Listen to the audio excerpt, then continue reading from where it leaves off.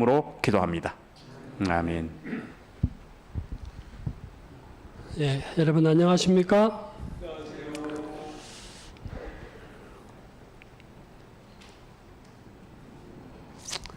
여러분 이 한자를 아십니까?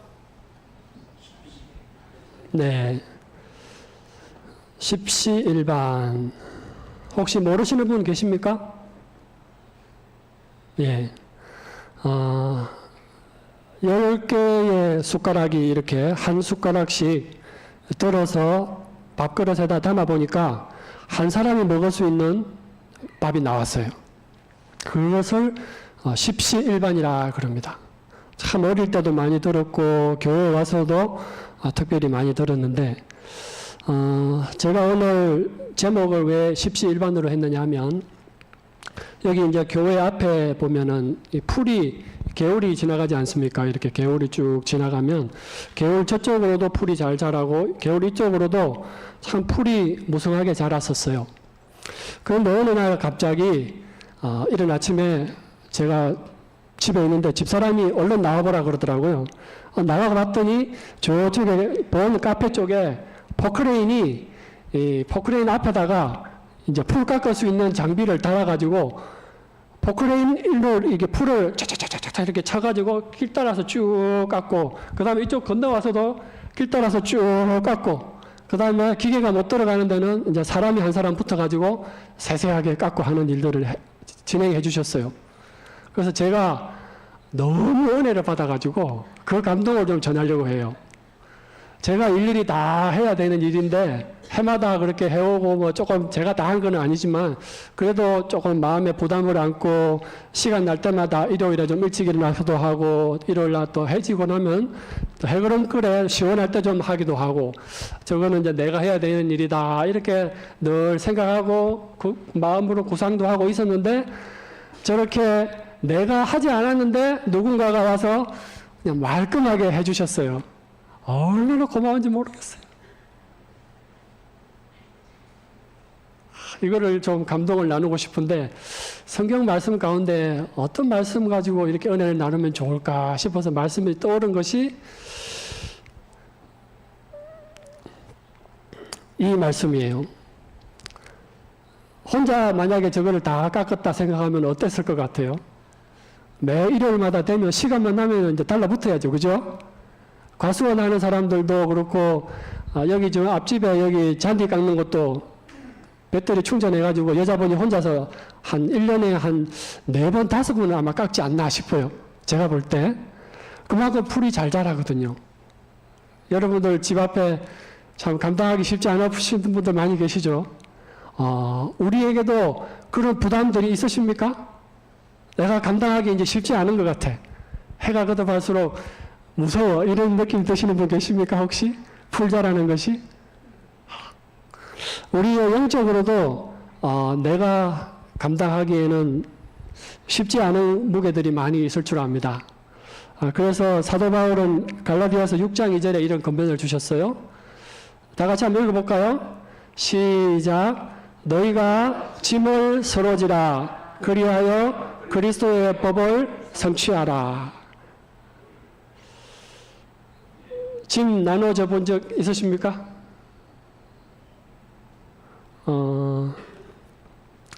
일전에 제가 우리 전 장로님을 통해서 그 감자를 치고 오는데 조카가 와가지고 자기가 대신 져줘서 그때를 이렇게 감동을 나누셨던 기억을 제가 몇 번 들었어요. 한 2번 넘게 들었는데 그것도 생각이 나더라고요. 혼자 지기에 참 지치고 피곤했는데 누군가가 와서 내 지게 짐을 대신 져주는 거를 감동을 전하셨던 걸 제가 들은 기억이 납니다.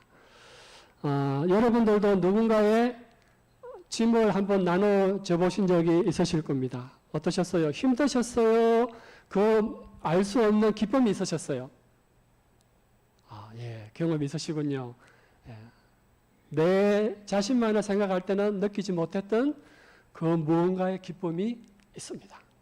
하나님께서 우리에게 그런 것들을 주셨습니다. 그 다음에 여기 백지장도 맞들면 낫다라는 말이 있어요. 이게 백지장인데 혼자 얼마든지 들 수 있는데 두 사람이서 이렇게 맞들면 낫다는 그런 이야기예요. 참 어처구니 없는 이야기죠. 그죠? 근데 왜 이런 말들을 계속 전해서 또 전해오고 듣게 될까요? 뭔가 전하는 게 있기 때문이에요. 백지장도 맞들면 나아요. 아무리 보잘것없어 보여도 누군가가 내 자아가 살아있을 때는 누가 부탁을 하면은 귀찮고 짜증나고 막 왜 그러냐고 나를 왜 시키냐고 막 그러면서 이렇게 되는데 그게 참 싸움이에요. 저도 공장에서 일하다 보면 내가 혼자서 다 하고 있는데 누군가가 와서 거들어주면 내가 할 일을 도와주니까 그때는 고마워. 그런데 집사람이 좀 힘들다고 나한테 와가지고 여보 이거 좀 해달라 그러면 막 싫어지는 거예요. 귀찮아지는 거예요. 그게 자아가 이렇게 이게 내가 중심적으로 되어 있을 때는 그게 싫은 거예요. 그게 참 죄된 자아거든요. 그래서 저도 이 교회 칼갈이 하는데 아직 한 번도 못 가봤어요. 참 염치 없죠? 그리고 주방에 식사하는 이런 것들 보면 참 부끄럽지만은 우리가 좀 자기를 이렇게 볼 수도 있어야 될 것 같아요. 내가 얼마만큼 하나님의 은혜 가운데서 이런 일들을 절개하고 있는지. 그러면 내가 하나님의 은혜 가운데 있는 거예요. 그런데 좀 그게 부담스럽고 이렇게 다가올 때는 그게 이제 귀찮게 느껴지겠죠.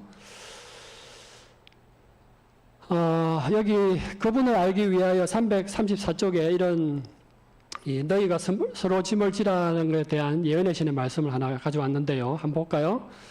우리의 영적 힘과 축복은 사랑으로 하는 수고와 또는 우리가 행하는 선한 사업과 비례될 것이다.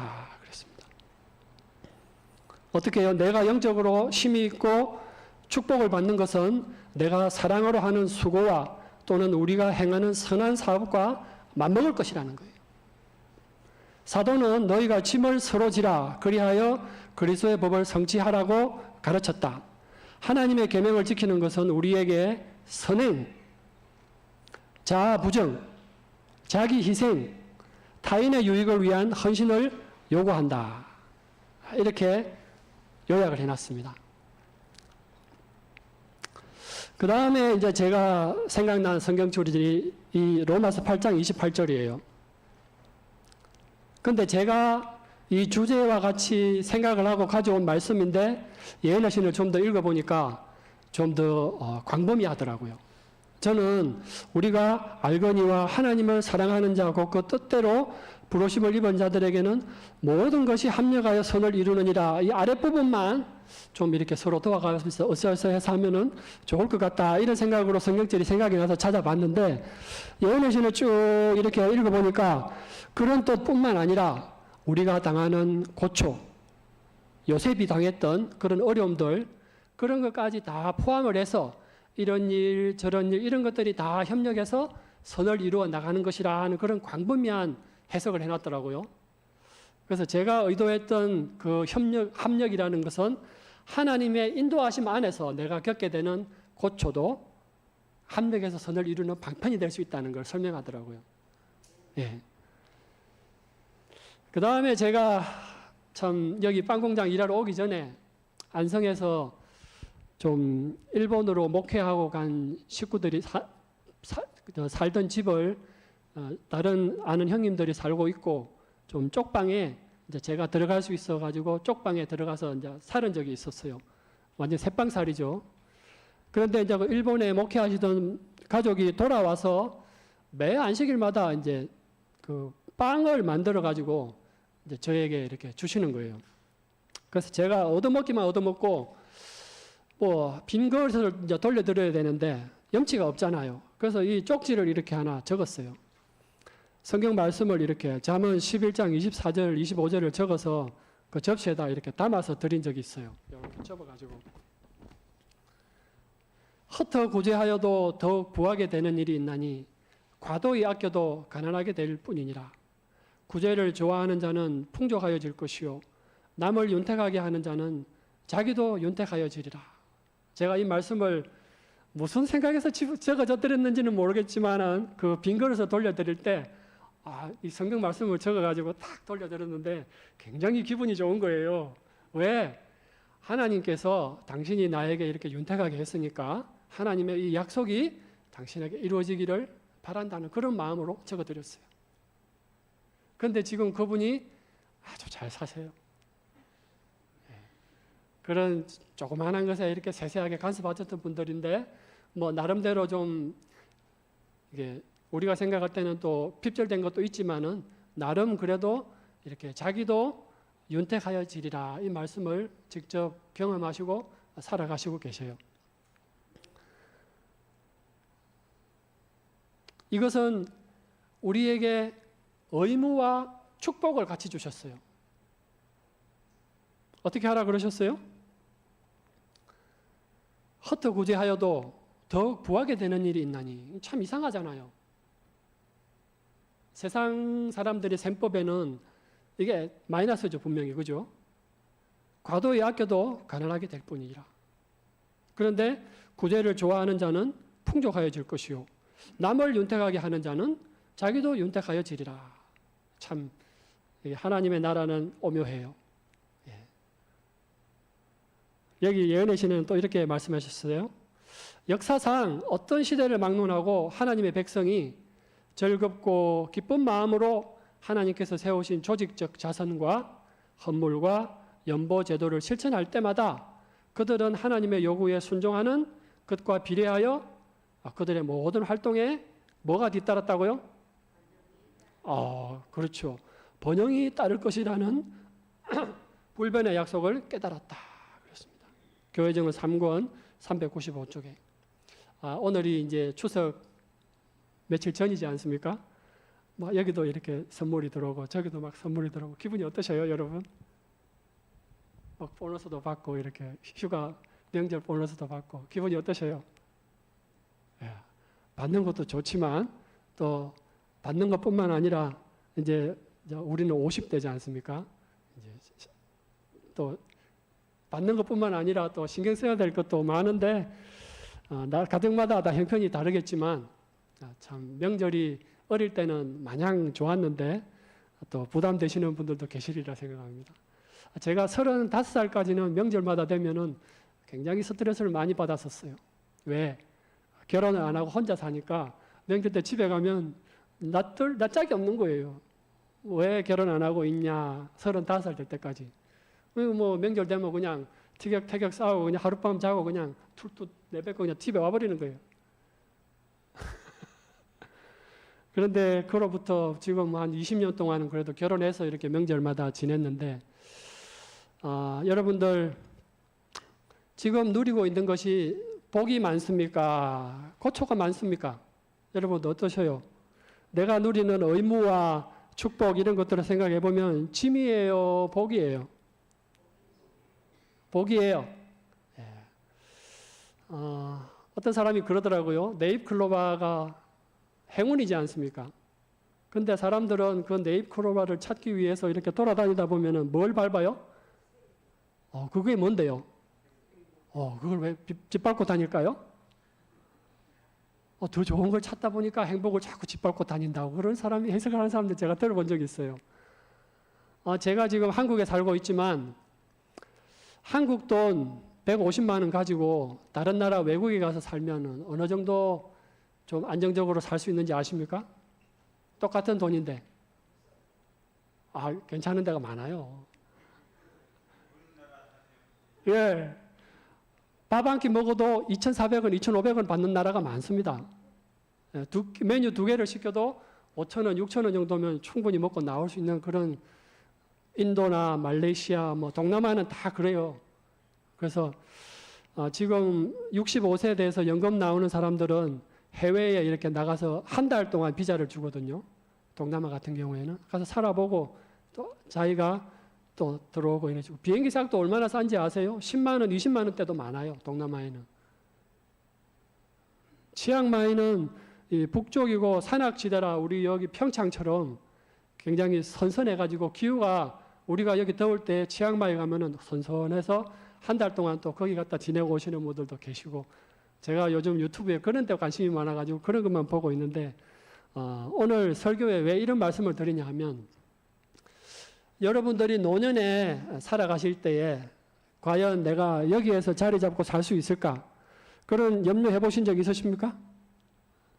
내가 노후에 65세 이후에는 어디에서 정착하면 살면 좋을까? 계획들을 세워보셨을 건데 집은 어디다가 지을까? 먼저 그런 것부터 걱정하시겠죠. 그죠?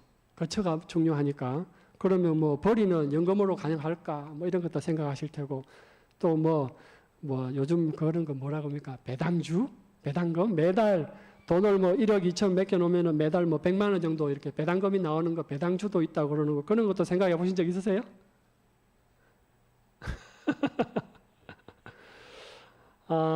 참 여러분들이 말씀은 안 하시지만 나름대로 미래에 대한 두려움 그런 것들로 살고 계시리라 생각합니다.